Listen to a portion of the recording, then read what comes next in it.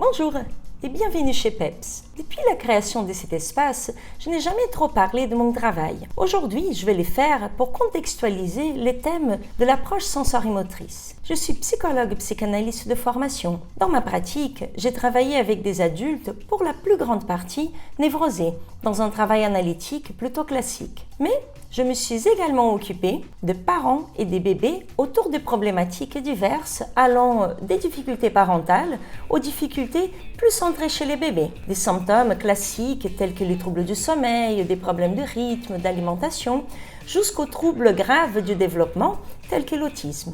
J'ai travaillé aussi pendant presque 10 ans avec des enfants, adolescents et jeunes adultes porteurs d'un polyhandicap. La rencontre avec les bébés et les polyhandicaps, cette rencontre avec le non-verbal, m'a amené à chercher des moyens complémentaires à la psychanalyse pour comprendre l'expression de leur souffrance. Ces moyens complémentaires, je les ai trouvés en observant leur corps et leurs manifestations corporelles et surtout leur corps en interaction avec les objets et sensations du monde extérieur, dans leur relation avec les autres et en lien avec les émotions.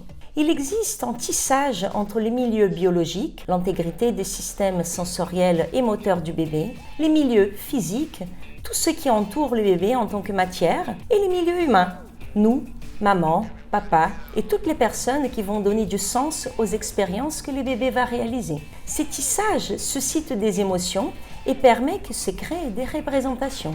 Je parle ici du bébé car cette construction se produit chez l'enfant qui va bien de la naissance jusqu'à 2-3 ans environ. Cependant, nous sommes tous concernés par ces tissages entre les biologiques, les physiques et les relationnels, puisque nos corps en relation sont le produit de cette construction. Par ailleurs, on observe facilement nos différentes manières d'habiter nos corps.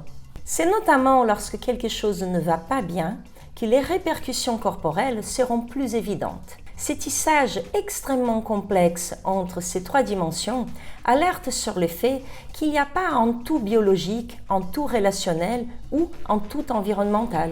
On connaît bien évidemment le rôle majeur du milieu humain et en tant que psychanalyste, je dirais les rôles majeurs du langage dans la construction du petit sujet qui deviendra sujet adulte. Mais dans cette approche complémentaire à laquelle je me réfère ici et qui s'appelle l'approche sensorimotrice, fruit de recherches dans différents champs, on va se mettre à la place du bébé ou de la personne. On parlera depuis les bébés. Pendant les 2-3 premières années de vie, le bébé a besoin de mettre en action son corps pour se construire. Il a besoin de bouger dans tous les sens et d'éprouver les sensations variées qu'il va chercher ou qu'il va recevoir. L'adulte est celui qui va lui proposer des choses et qui va notamment donner du sens à ce que les bébés éprouvent et découvrent. Plus tard, le bébé va utiliser son corps non pour éprouver, mais pour manipuler, pour construire, plus tard pour écrire. C'est cette construction de représentation de son corps qui lui permet et que nous permet d'oublier nos corps.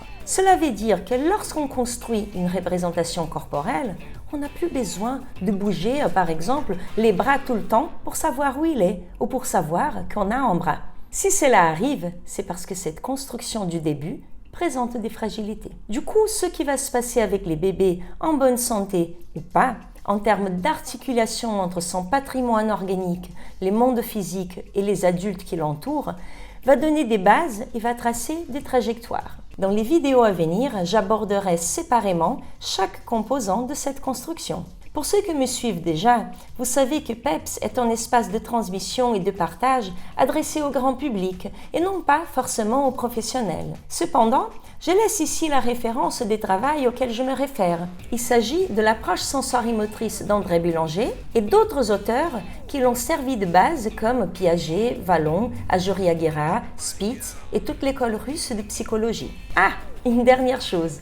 Sachez que PEPS est aussi un espace d'ouverture aux échanges. N'hésitez pas à laisser vos commentaires ou vos questions. À bientôt!